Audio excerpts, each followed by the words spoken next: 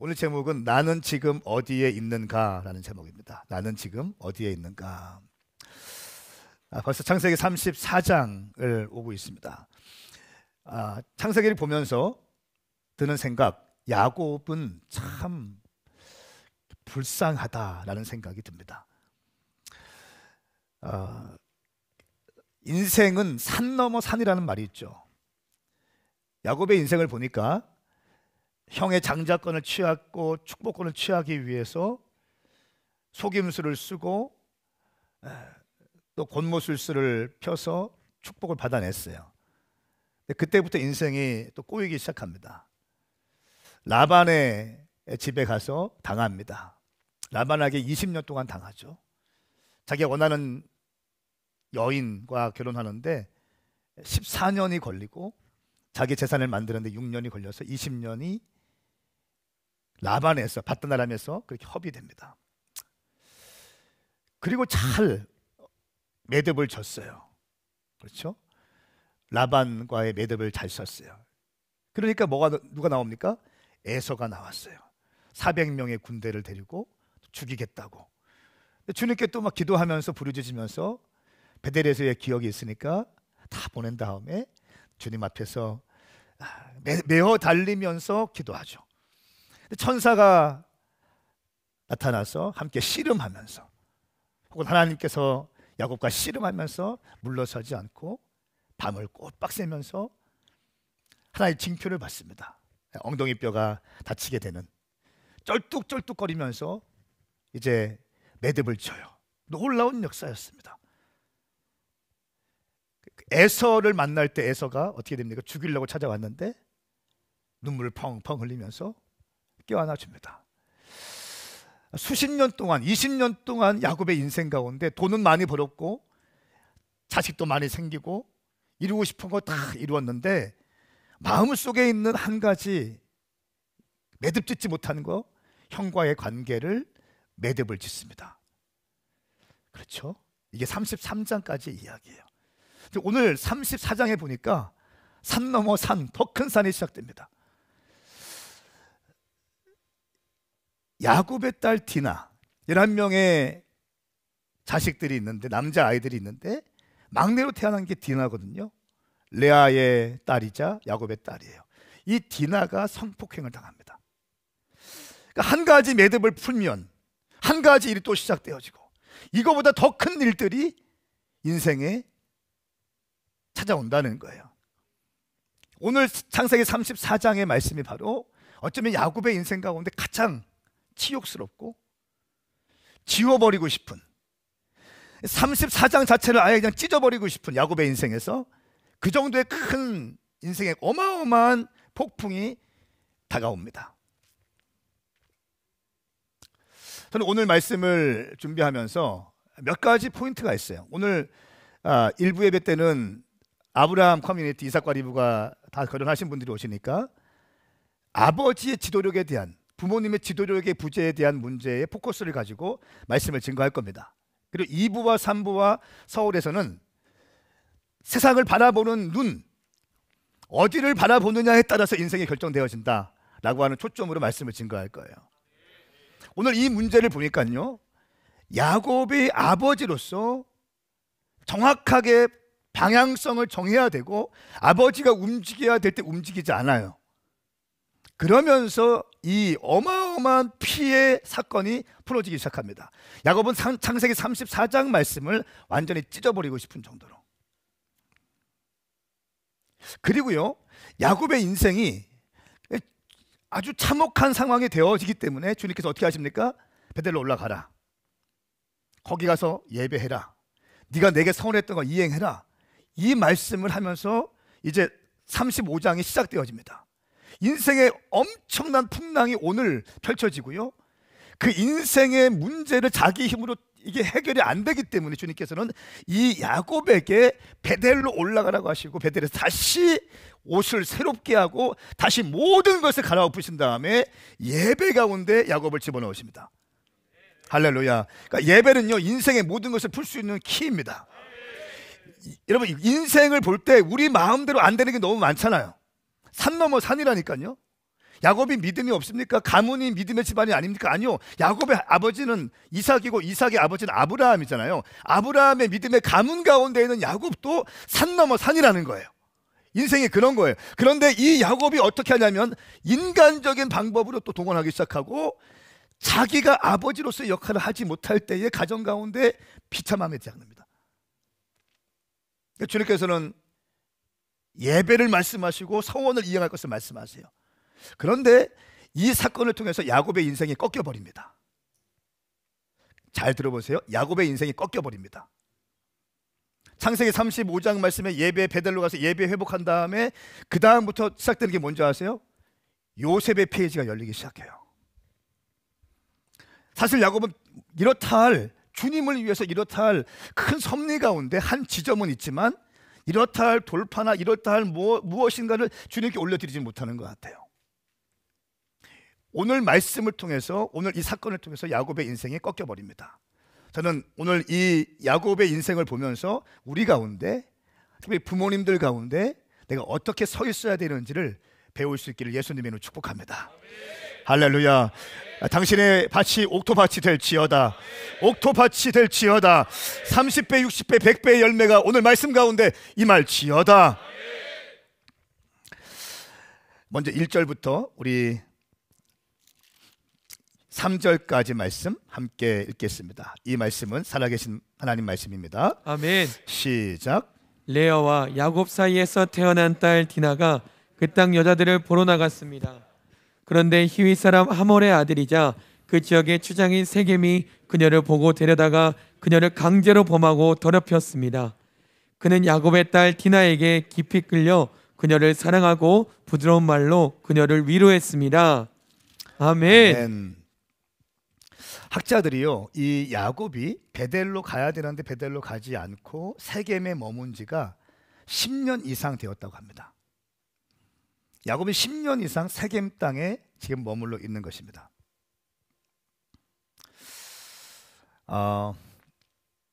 10년 동안 머물면서 이 가족은 점점점 세속화되어 갑니다.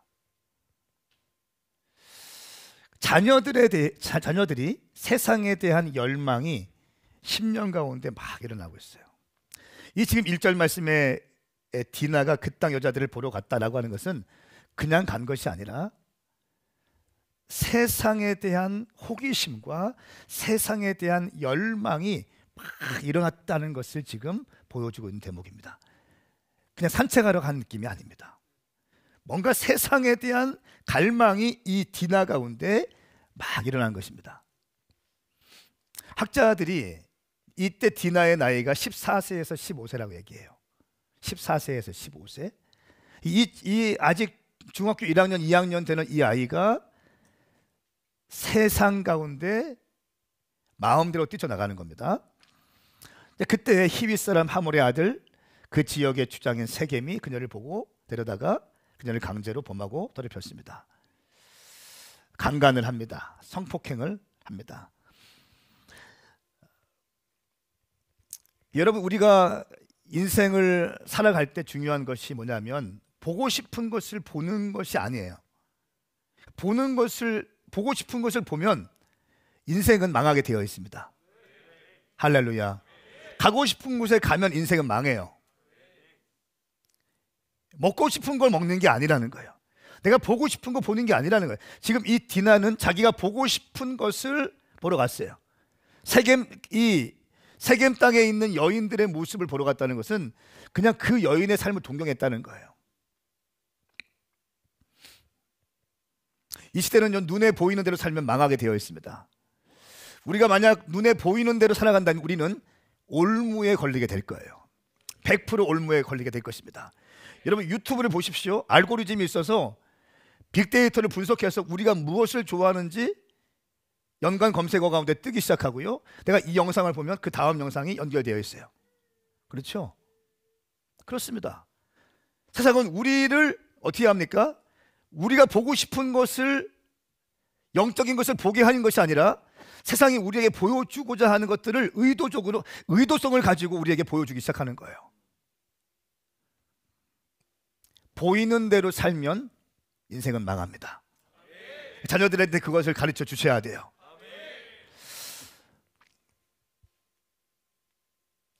의도성이 있습니다. 백화점 같은 데 가보십시오. 여러분 에스컬레이터를 타고 가는데 그 다음 층 올라가면 바로 올라간 다음에 바로 올라가면 얼마나 좋겠어요.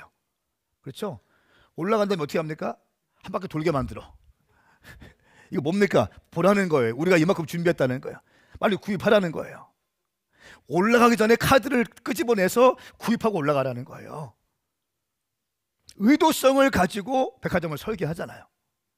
카지노에 가면 시계가 없다고 해요. 시계가. 왜 그랬습니까? 시간 가는 줄 모르고 그냥 도박하라는 거예요. 네. 우리의 눈을 세상은 의도성을 가지고 영적인 것을 바라보지 못하게 만들어 버립니다.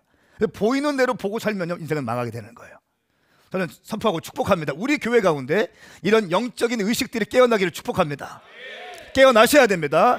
자녀들에게 멘토링 할 수 있어야 되는 거예요.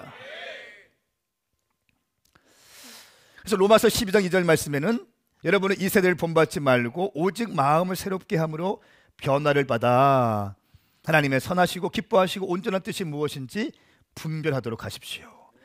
이 세대를 본받지 말라고 말씀하고 있어요. 본받지 말라는 거예요. 저희가 그래서 대안학교를 준비하고 있는 게 뭡니까? 왜 그럽니까? 이 세상을 본받고 하기 쉽지 않거든요. 우리는. 그렇죠? 세상이 주는 것을 먹이고 싶지 않은 거예요. 영적인 것을 공급해주고 싶은 거예요. 할렐루야. 주님께서 원하시는 창조의 원리를 우리 자녀들에게 가르쳐주고 싶은 거예요.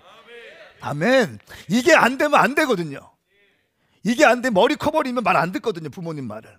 어릴 때부터 이 아이들은 의도적으로 가지고 세상이 보여주는 것을 보게 하는 것이 아니라 성경에서 비추어주는 것을 그 아이의 심령 가운데 심어놓겠다는 거예요. 할렐루야. 인생은 보이는 것의 싸움입니다. 그 싸움에 승리하기를 예수님의 이름으로 선포합니다. 이 세대를 본받지 말고 오직 마음을 새롭게 함으로 변화를 받아라. 세겜에 의해서 디나가 성폭행을 당합니다. 성폭행은 인간이 할 수 있는 가장 악한 죄일 것입니다. 한 여인의 인격을 짓밟아 버리는 거죠. 한 남성의 욕망을 채우기 위해서 한 여인의 성을 짓밟는 거 아닙니까? 가장 죄는 다 악하지만 가장 악한 죄입니다. 이 당시에 디나의 나이가 14세에서 15세로 추정합니다. 그런데 문제는 뭐냐면 야곱의 가정 가운데 이런 일이 일어났어요. 근데 야곱은 침묵하고 있어요. 아들들이 돌아오기까지 야곱이 침묵한다고 합니다. 잠잠히 있습니다. 몇 가지가 우리가 생각할 수 있는데 라헬의 딸이었으면 과연 그렇게 할 수 있었을까? 자기가 사랑하는 라헬에게서 태어난 딸이었다면 그렇게 할 수 있었을까? 이 라헬을 얻기 위해서 할 수 없이 1+1으로 결혼한 레아의 딸이기 때문에 이렇게 둔 것이 아닌가. 근데 여러분 보세요. 11명의 자녀들, 남자아이들이 있고 막내가 디나고 딸이에요. 그럼 얼마나 귀여워요? 그렇죠? 근데 이 딸이 그게 몹쓸 당했단 말이에요. 그런데 이 아버지의 역할을 야곱이 하지 못합니다. 왜냐하면 두렵기 때문에. 아버지는 무엇을 해야 됩니까? 아버지는 기준을 제시하는 사람이에요. 아버지는 방향성을 제시하는 사람이에요. 일이 있으면 그 문제를 해결하는 게 아버지예요. 아버지가 결정을 해줘야 어떻게 됐든 일이 시작되기 시작하는 거예요. 그러니까 아버지가 결정하지 않으니까 오늘 말씀에 나와 있지만 자녀들이 일을 처리하기 시작하는데 그 일을 어마어마한 가족적인 대위기를 처리할 수 있는 일로 만들어버립니다.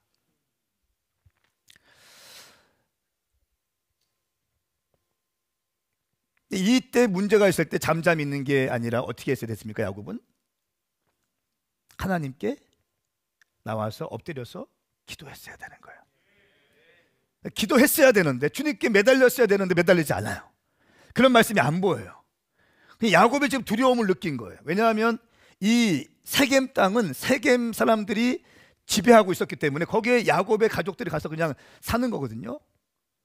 그 당시에 보면 사람 이렇게 세겜 땅을 이렇게 얘기하고 있더라고요. 많은 농작물이 있고 아주 좋은 곳이어서 많은 사람들이 동경하는 땅이었다는 거예요. 야곱의 가족들이 거기에서 지금 살고 있는 겁니다.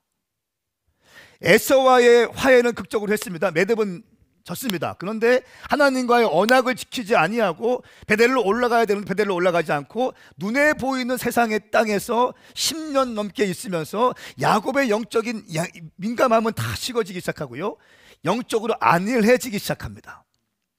그리고 아이들은 이미 세속화되기 시작하면서 세상을 동경하는 사람들로 세워지기 시작해요. 그 가운데 디나가 강간을 당하기 시작하는데, 여기서 또 문제는 아버지인 야곱이 아무런 방향성도 제시하지 않고 있어요. 두려움 때문에. 주님께 엎드리거나 기도하거나 메어 달리거나 이런 일이 없어요. 그저 자녀들이 돌아올 때까지 기다리고 있습니다. 여러분, 문제가 있을 때는요, 잠잠히 있는 게 아니에요. 할렐루야.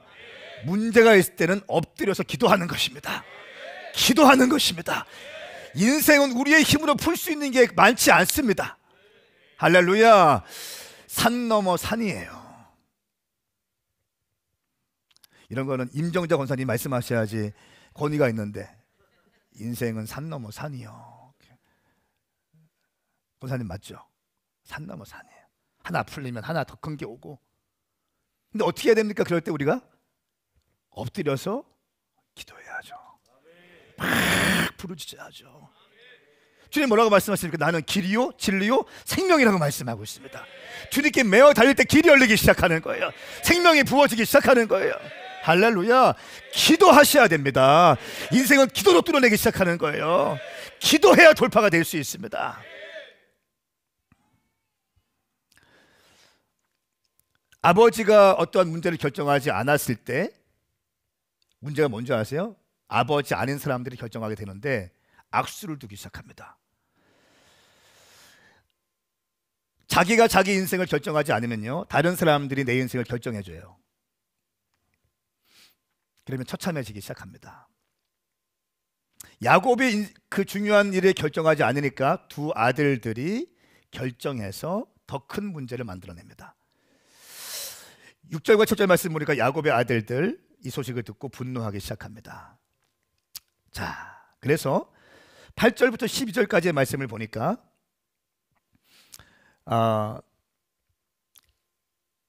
하몰이 그 아들들에게 이제 그 하몰이 세겜의 아버지가 하몰이 이렇게 얘기합니다. 제 아들 세겜이 당신의 딸 디나를 사랑합니다. 그렇죠? 우리 통혼합시다. 아내를 주십시오. 대개 따님들을 우리에게 주시고 우리 딸을 데려가십시오. 우리와 함께 삽시다. 이 땅은 넓습니다. 이 땅은 좋은 땅이고 넓습니다. 그러니까 여기서 마음대로 살면서 이번 기회에 같이 통혼하면서 우리 딸 당신들에게 주고 당신 아들 우리에게 주시고 해서 같이 살아갑시다 라고 얘기해요. 또 11절 말씀 보니까 세겜이 디나의 아버지와 형들에게 이렇게 말하죠. 제가 여러분의 마음에 들기를 바랍니다. 뭐든지 말씀만 하시면 드리겠습니다. 결혼 지참금과 선물을 아무리 많이 요구하시다 할지라도 말씀하시는 대로 드리겠습니다. 이 소녀만 제게 아내로 주십시오. 굉장히 이 말씀만 보면 굉장히 어떻게 합니까? 그래도 나쁜 짓을 했지만 책임을 지려고 하고 충분한 보상을 주려고 하는 게 좀 보여요. 그렇죠? 근데 이 말씀에 보면요, 또 다음 뒤에 말씀 보니까 진정성이 의심되는 말을 또 합니다. 자기들끼리 얘기할 때 어떻게 합니까? 그 사람들은 우리 땅에 살게 하면 그 사람들이 갖고 있는 짐승들도 다 우리께 될 것이고 이렇게 얘기해요. 여러분, 세상 사람들의 논리가 그렇게 거룩하지 않습니다. 의도가 다 있어요.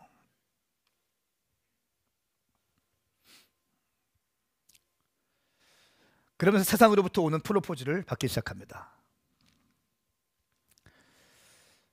그때 세겜이 어떻게 말하죠?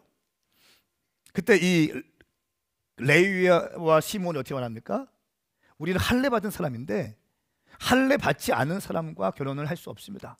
그래서 당신들이 세겜 땅에 있는 모든 사람 남자들이 할례를 받으면 우리는 그때 결혼할 수 있습니다. 그러면 아내를, 우리 딸 디나를 드리겠습니다. 이렇게 또 제안을 합니다. 세상으로부터 오는 프로포즈를 이제 받는 것 같은 느낌을 성경은 말씀하고 있습니다. 여러분, 고린도후서 6장 14절 말씀 이렇게 말씀하고 있습니다. 여러분은 믿지 않는 사람들과 함께 멍에를 매지 마십시오. 의와 불법이 어떻게 함께 짝하며 빛과 어두움이 어떻게 사귈 수 있겠습니까? 고린도전서 7장 39절 말씀에 아내는 남편이 살아있는 동안 남편에게 매여 있습니다. 그러나 남편이 죽으면 자기의 뜻대로 결혼할 자유가 있습니다. 단 주 안에서만 그렇게 해야 됩니다. 믿지 않는 자와의 결혼을 성경은 허락하지 않아요. 할렐루야. 그러니까 우리가 아이들을 양육할 때 굉장히 중요한 이슈라는 거예요. 저희 청년 교회다 보니까 제가 좀 중요하게 다루는 게 뭐냐면 결혼에 대한 이슈예요. 믿음의 사람과 결혼해라.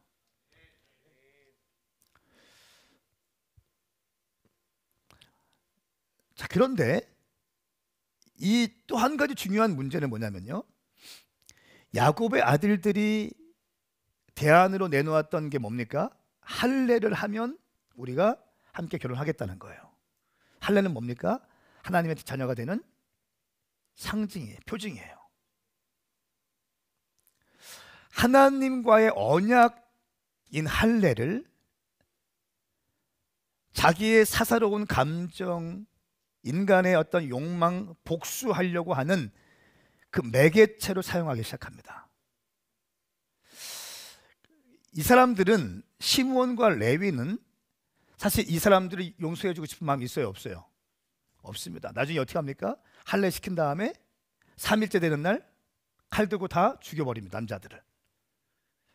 의도적으로 할례를 시키는 겁니다. 진짜 하나님의 백성이 되게 하기 위해서 할례를 얘기를 하는 것이 아니라 자기가 자기 동생이 성폭행 당한 것에 대한 분노가 일어났고 이것을 복수하기 위해서 할례라고 하는 거룩한 영적인 매개체를 이용해 버리는 거예요. 이건 무엇을 의미하냐면요, 이 야곱의 아들들이 여호와를 경외하지 않고 있다는 것을 얘기하고 있는 거예요. 여러분, 할례 받으면 하나님의 사람입니까?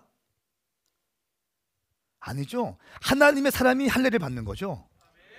할례를 받으면 하나님의 사람이 됩니까? 아닙니다.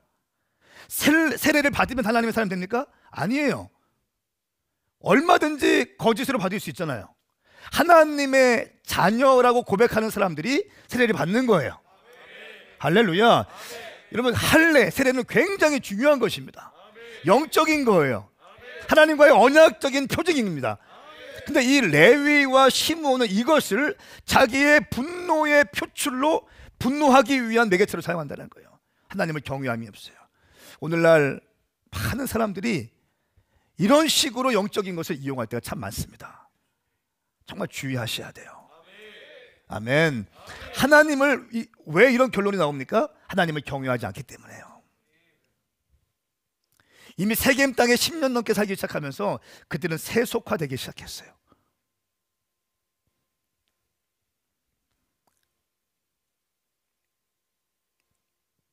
그리고 어떻게 합니까? 25절 말씀에 3일 후 그들이 상처가 나서 아픔을 겪고 있을 때 야곱의 두 아들이자 디나의 오빠인 시므온과 레위가 각자 칼을 빼들고 각 평온한 그 성읍을 습격해 모든 남자들을 다 죽여버렸습니다. 그들은 하몰과 그 아들 세겜을 칼로 죽였습니다. 그리고 그 세겜의 집에서 디나를 데리고 나왔습니다. 야곱의 아들들은 시체들이 있는 곳으로 가서 그 성을 약탈했습니다. 이는 그들이 자기 누이를 더럽혔기 때문입니다. 28절 말씀 보세요. 야곱의 아들들은 그들의 양떼와 가축들과 나귀들과 그 성에 있는 모든 것들과 들에 있는 모든 것들을 다 가져갔습니다. 또한 그들의 모든 재물들과 모든 여자와 아이들과 집안에 있는 모든 것들을 다 약탈했습니다. 여러분, 여기서 우리는 무엇을 볼 수 있어요? 믿는 사람들이 더 악하다. 그렇죠? 세겜은 디나를 성폭행했어요. 그런데 시므온과 레위가 이것을 어떻게 합니까? 거짓으로 속여서 남자들을 다 살육해버리고 그 집안에 있는 모든 재산과 재물과 여자와 아이들까지 다 약탈해와요. 세상에 살아갈 때 어떤 때는요, 하나님을 믿는다는 사람들이 더 악할 때가 있어요. 오늘 지금 이 모습을 보여주고 있는 겁니다. 이 모습을 보여주고 있는 거예요.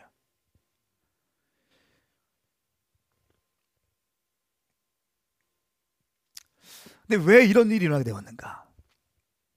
야곱의 지도력의 상실입니다. 아버지가 아버지로서 역할을 하지 않기 때문에 시므온과 레위가 이 일을 저지르고 있는 거예요. 왜 그렇습니까? 레아에게서 나온 아들이기 때문에, 디나가 레아 딸이기 때문에, 같은 엄마에 태어난 아이기 때문에 더 분노하는 거죠.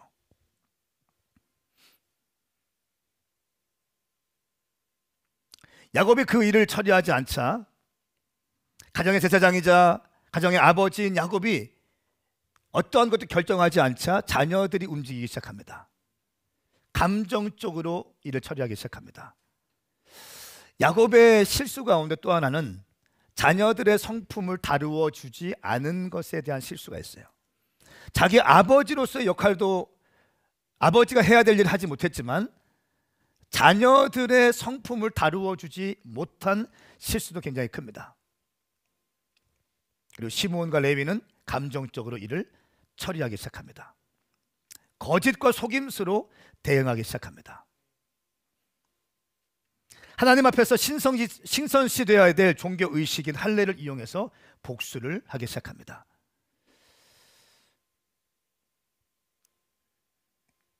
이때 시므온의 그리고 레위의 나이가 20대 초반이었다고 그래요.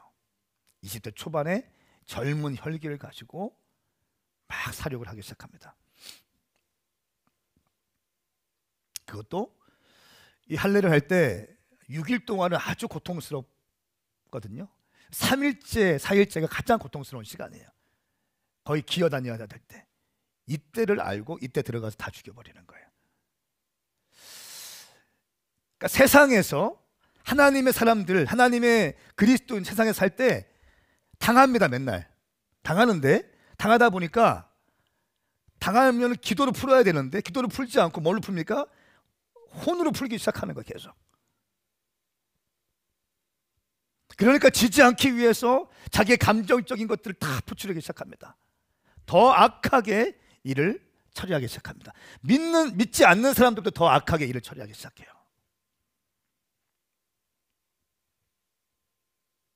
근데 성경은요, 복수하지 말라고 하거든요. 신명기 22장 28절 29절 말씀 함께 읽겠습니다. 시작. 어떤 남자가 약혼하지 않은 처녀에게 욕을 부리다가 두 사람이 다 붙잡혔을 때에는 그는 그 여자의 아버지에게 은 50세겔을 지불해야 한다. 그는 그 여자와 결혼해야 하는데 그것은 그가 그녀를 범했기 때문이다. 그는 자기가 사는 동안 그 여자와 절대 이혼할 수 없다. 아멘. 성경은 굉장히 친절한 책이에요. 성폭행 당한 여인을 보호하기 위해서 지금 말씀이 써 있어요. 그러면서 복수하지 말 것을 얘기하는 거예요. 그러니까 은 50세겔을 지불하라는 거예요. 그리고 그 여자를 버리지 말라는 거예요. 남자의 한순간의 쾌락을 위해서 여인들을 이용하지 말고, 그렇게 했다면 책임을 져야 되는데 은 50세겔을 그 아버지에게 드리고 그 여인을 아내로 맞이하라는 겁니다. 왜냐하면 지금 상황, 오늘날 상황에서 조금 다른 그 관점들이 많은데요. 이 당시에 고대에서는요, 남자에게 한번 몸을 이렇게 몹수치 당하면 굉장히 수치스러운 삶을 살았어요. 그러면서 인생 전체가 어려워지는 거예요. 먹고 사는 것조차 힘들게 되는 겁니다. 그렇기 때문에 버리지 말라고 하는 거예요. 아내로 삼고 버리지 말라고 하는. 성경에서 고아와 과부에 대해서 굉장히 긍휼히 여기고 있거든요. 왜냐하면 그 당시에 고아와 과부라고 하는 것은 굉장히 힘든 삶이에요. 생존의 문제가 달려있는 거예요. 할 수 있는 게 별로 없어요. 오늘날이야 여인들이 더 많이 뛰어나고 연봉도 많이 받고 하고 있지만 우리 교회도 그런 것 같아요. 청년들 가만히 보면 여인들이 더 월급 더 많이 받는 것 같아요. 너 취업 어디 했냐 그러면 어디 했다고 하고, 남자애들은 그냥 알바하고 있다고 하고, 여자애들은 뭐 시험 봤는데 합격했다고 하고. 뭐. 요즘이야 그렇지만 고대에는 그렇지 않잖아요. 고대 힘센 게 그냥 힘센 게 제일 좋은 거잖아. 힘센 게. 예? 남자들 좋은데 취업할 수 있거든요. 여인들은 힘 쓰지 못하니까 뭡니까? 먹고 사는 게 힘든 거예요. 그렇기 때문에 성경은 정말 친절한 책이에요. 그 여인들을 보호하기 위해서 버리지 말라고 한 거예요. 할렐루야. 근데 어떻게 이런 말씀이 있음에도 불구하고 은 50세겔을 지불하고 건강한 방법으로 이렇게 하려고 하는데, 이 사람들은 또 물론 뒤에 가니까 자기 나름대로의 계산법이 있습니다. 이거 전체를 품어내면서 자기 걸로 만들려고 하는 게 있어요. 세겜 사람들은 또 머리 굴리고 있는 거예요. 여기에서 이 사람 레위와 시몬은 또 머리 굴리기 시작하는 거예요. 하나님과의 영적인 매개체인 할례를 이용해서 자기의 복수를 하기 시작하는 겁니다. 악한 사람들이에요. 여인들과 모든 것들을 다, 아이들까지 다 가져오고요, 짐승들까지 다 가져오기 시작합니다. 약탕물을 계속 가져오기 시작해요. 세상 앞에서 어떻게 하든지 살아보려고 발버둥 치는 사람들 참 많아요, 크리스천들 가운데. 그런데 여러분, 성경은 정확하게 말씀하고 있어요. 복수하지 말라고 말씀하고 있어요. 할렐루야. 그럼 어떻게 해야 돼요, 우리가? 그래서 기도할 수밖에 없는 거예요. 인생의 문제를 기도로 풀어가기 시작해야 돼요. 할렐루야. 인생은 기도로 푸는 거예요. 기도로 풀 자리는 풀리지 않습니다. 여러분, 우리 교회가 땅을 받았잖아요. 제가 어제도 어떤 목사님이 서울에서 오셨어요. 아주 저와 가까운 목사님이어서 어느 교회 집회에 온다고 하셔가지고 아주 가까운 분이기 때문에 같이 만났어요. 만나서 이제 거기도 아주 좋은 또 교회에 이제 다음 스테이지가 열렸어요. 아주 부흥되는 교회고 가깝게 지내는 아주 귀하신 목사님인데, 집회 오셨다고 해서 또 저희 땅 건물 계약한 거 소식을 또 들으셨어요. 보고 싶다고. 그래서 같이 가자고. 같이 가자. 딱 갔어.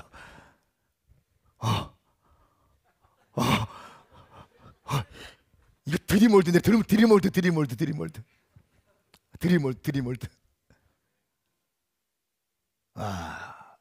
깜짝 놀라. 어떻게 이런 땅이 9년 동안 숨겨져 있냐고. 이 기적 아니에요, 여러분? 여러분, 이 땅을 구입하는데 우리가 한 건 뭡니까? 그냥 기도한 거잖아요. 기도. 선포한 거잖아요. 선포했고 기도했잖아요. 주님을 바라봤잖아요. 사람들 바라보는 것이 아니라 주님 바라봤잖아요. 주님이 하시는 거잖아요. 할렐루야. 여러분, 인생은 그렇게 푸는 거예요. 그렇게 해야지 풀리는 거예요. 제가 종이를 가져다가 펜을 가져다가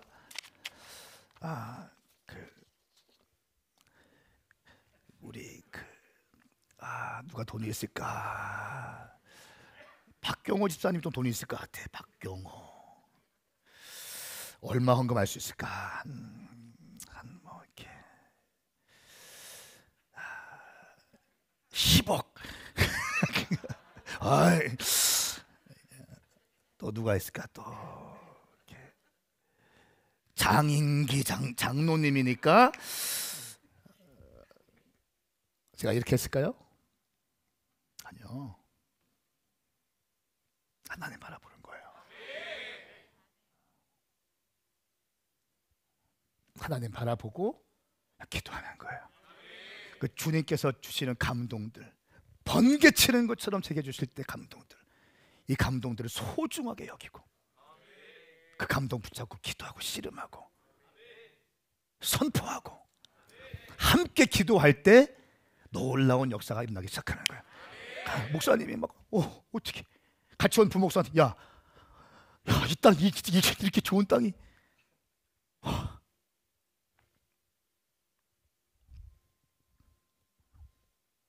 여러분, 인생의 모든 것이 마찬가지인 것 같습니다.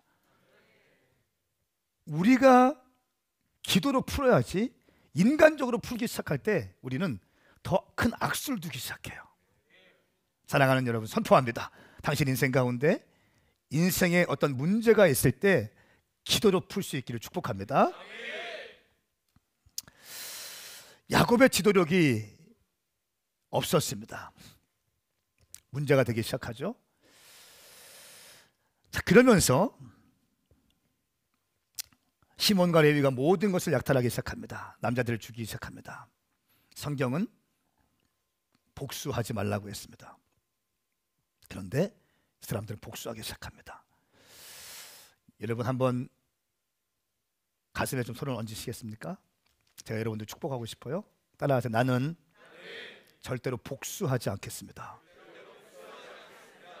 복수하지 않겠습니다. 복수하지 않고 기도하겠습니다. 그러니까 복수한다는 것은 내 인생을 내 마음대로 내 감정대로 살겠다는 거예요. 기도한다는 것은 내 인생을 내가 결정하지 않고 주님께 맡겨드리겠다는 거예요. 할렐루야. 굉장히 중요한 겁니다. 복수하면 인생이 해결되는 것이 아니고요, 더 큰 문제가 쌓이기 시작하는 거예요. 인생이 꼬이기 시작하는 것입니다. 아멘입니까? 오늘 이 야곱은 왜 이런 지경까지 이렇게 되었습니까? 왜 이렇게 문제가 되었어요? 왜 이렇게 더 큰 일로 문제가 되었습니까? 자, 이제 드디어 야곱이 말을 꺼냅니다. 30절 말씀, 31절 말씀 함께 읽겠습니다. 시작. 야곱이 시므온과 레위에게 말했습니다. 너희가 나를 곤란하게 만들었구나. 이 땅에 사는 사람들 곧 가나안 족속과 브리스 족속들이 나를 사귈 수 없는 추한 사람이라고 여길 것이다. 나는 수도 얼마 되지 않는데 만약 그들이 뭉쳐서 나를 공격하면 나와 내 집이 망하게 될 것이다. 그들이 대답했습니다. 그러면 그가 우리 누이를 창녀처럼 대해도 된다는 말씀입니까? 아멘. 야곱이 여기에서 처음 말을 띄는 거예요. 근데 디나를 걱정하는 야곱의 모습은 안 보이고 자기의 입장과 상황에 대해서 염려하는 거예요. 그들이 나를 공격하면 우리는 끝난다는 거예요. 그렇죠?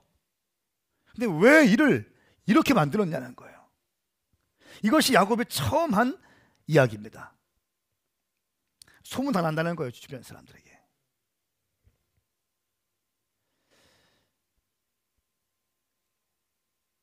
그러니까 하는 말이 뭡니까?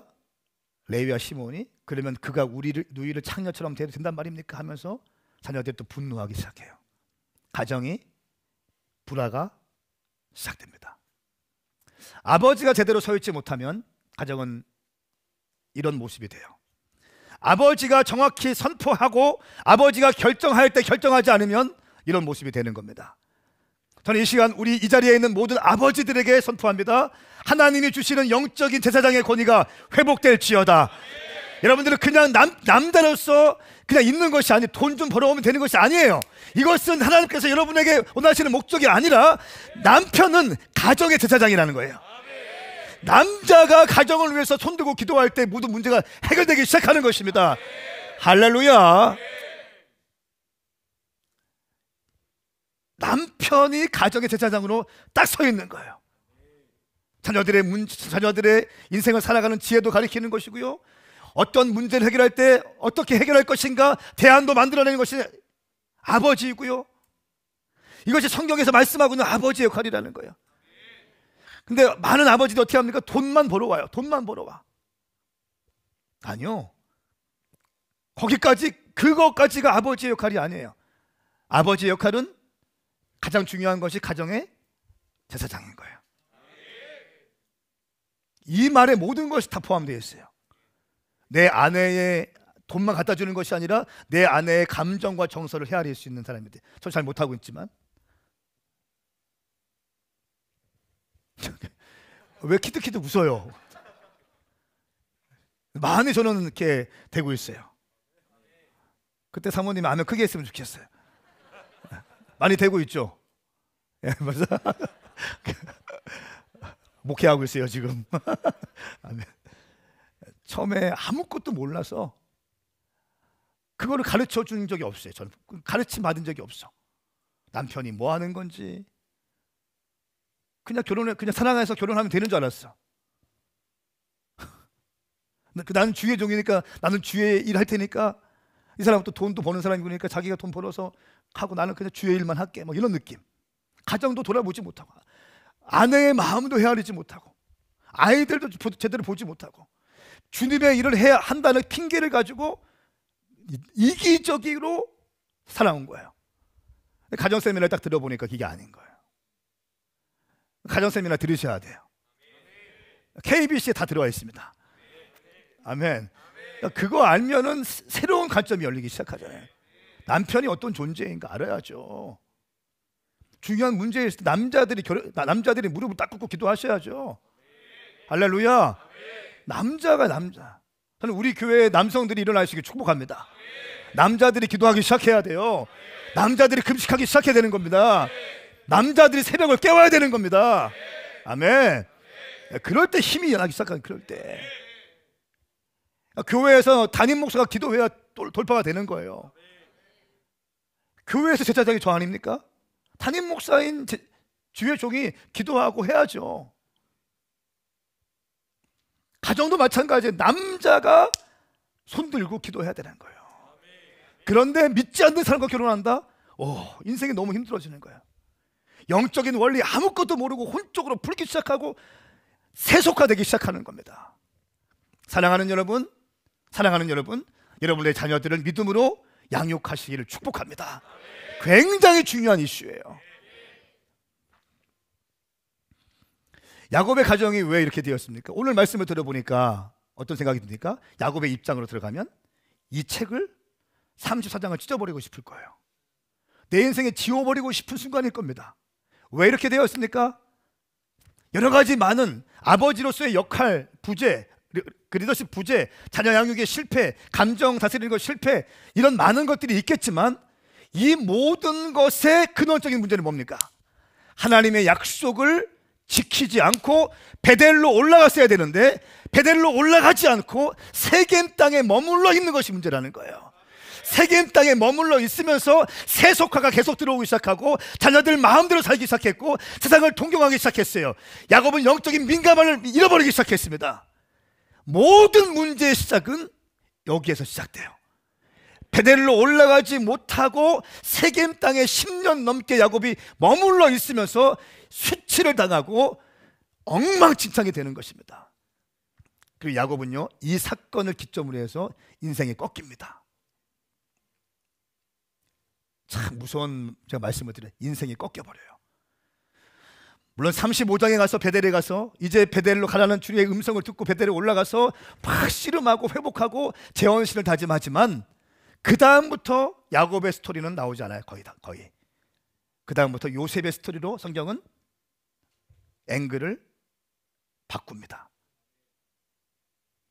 사랑하는 여러분, 오늘 우리는 지금 어디에 있습니까? 그 지도를 보면요, 바단 아람에서 하란에서 베델까지 약 800km입니다. 800km까지 왔어. 세겜에서 머물러 있었는데 세겜에서 베델까지 약 40에서 50km예요. 아니 800km 왔잖아. 거의 한 750km 왔잖아요.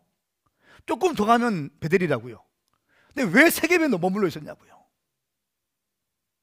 언어가 750km까지 넘어왔잖아요. 주님이 에서와의 20년 문제 다 해결해 줬잖아. 매듭짓기 했잖아요. 그럼 어떻게 됩니까? 하나님께서 주신 약속에 우리가 인생의 고난의 때에 서원했던 것들을 주님께 이행시켜야 되고 그것을 기억하면서 먼저 가서 베델에 가서 주님께 경배하고 10의 1조를 드리고 큰 돌에 주님 성전을 세울 때 성전을 세우고 신앙 고백을 하고 했어야 되는데 이것을 잊어버리고 세겜에 머물러 있는 게 문제라는 거예요. 10년 동안이나 베델을 가지 않았어요. 그러면서 영이 흐려지기 시작하는 거예요. 자녀들은 망가지기 시작하는 거예요.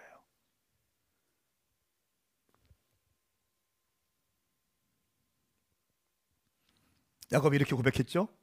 창세기 8장 19절 22절 말씀에 그리고 그곳을 베델이라 불렀습니다. 원래 이 성은 루스라는 곳이었습니다. 야곱이 서원하며 말했습니다. 우리 함께 읽겠습니다. 시작. 하나님께서 만약 저와 함께 계셔서 제가 가는 이 여정에 저를 지키시고 제게 먹을 것과 입을 것을 주시며 제가 제 아버지 집으로 무사히 돌아가게 해주신다면 여호와께서 제 하나님이 되실 것이며 제가 기둥으로 세운 이 돌이 하나님의 집이 될 것입니다. 그리고 하나님께서 제게 주신 모든 것의 10분의 1을 하나님께 드리겠습니다. 아멘. 아니 문제 해결시켜줬고 주님이 다 인도해 주셨잖아요. 근데 왜 이 서원 안 지키냐고요. 750km까지 왔으면서 50km만 가면 베델인데 왜 거기 안 가고 세겜에 머물러 있냐고요. 이것이 지금 야곱의 가정에, 야곱의 인생에 가장 수치스러운 일을 경험하게 된 결정적인 원인이에요. 제가 질문 드리고 말씀을 맺고 싶습니다. 당신은 지금 어디에 있습니까? 당신의 인생의 어려운 순간에 야복강가에서 주님과 씨름하고 있는 과정이 있습니까? 아니면 그 문제를 해결받고 지금 해결받은 다음에 언약의 말씀을 성취하기 위해서 베델로 가고 있습니까? 아니면 이 땅이 좋사오니 지금이 좋사오니 하면서 세겜에 머물러 있습니까? 여러분의 인생의 지금 시즌은 어디에 있습니까? 세겜에 있다면 당신의 인생도 별반 다르지 않게 어려움이 찾아올 것입니다. 아브라함의 손자도 이런 일을 당하는데 세겜에 머물러 있으면 이런 일을 당하는 거예요. 우리 어디로 가야 됩니까? 베델로 올라가야 되는 것입니다. 할렐루야, 할렐루야. 베델로 올라가시기를 예수님의 이름으로 선포합니다. 이렇게 해서 34장 말씀이 끝나요. 이 두려움 가운데 있는 야곱에게 주님 35장에 뭐라고 말씀하십니까? 다음 주에 이렇게 말씀하십니다. 일어나 베델로 올라가서 거기에 머물러라. 그리고 거기에서 내가 내 형 에서로부터 도망칠 때 내게 나타났던 하나님께 제단을 쌓아라. 제단을 쌓아라. 너 나한테 서원했잖아. 그 서원 빨리 지켜. 그 말씀합니다. 야곱이 그 말씀을 듣고 상황도 상황이었지만 주의 음성을 듣고 베델로 올라가서 자기를 거룩하게 하고 옷을 새롭게 하고 거기서 제단을 쌓고 재헌신하기 시작해요. 사랑하는 여러분, 오늘 이 말씀이 야곱의 인생으로만 보이십니까? 오늘 내게 하시는 말씀으로 들으셔야 돼요. 내게 하는 말씀으로 들으세요. 세겜에 머물러 있지 마세요. 돈 좀 벌고 계십니까? 내가 원하던 큰 문제들이 해결받고 있습니까? 그냥 잘 살고 있는 것 같습니까? 잘 살고 있는 게 잘 살고 있는 게 아닐 거예요. 당신은 반드시 베델로 올라가셔야 돼요. 하나님과 언약이 있는 곳으로 올라가셔야 돼요. 할렐루야. 모든 것들이 주 안에서 회복이 있을지어다. 함께 일어나시겠습니다.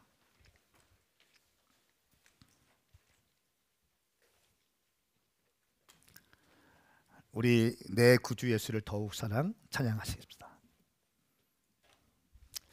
제가 정말 결정을 하고 또 주님께서 어느 순간 제가 조금 이번 주에 민감했었는데 주님이 새벽에 저를 확 이렇게 어떻게 표현해야 되죠? 꺼풀을 확 벗겨내셨어요. 새벽에 기도하는데 아들아 후회 없이 사랑해라. 원 없이 사랑해라. 성도님들 사랑해라. 사랑합니다. 원 없이 사랑할 겁니다. 사랑합니다. 집에 너무 잘하고 계세요. 감사합니다.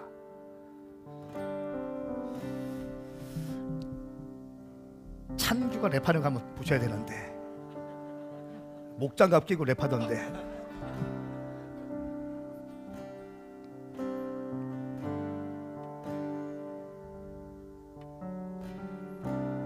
어쩔 수 없이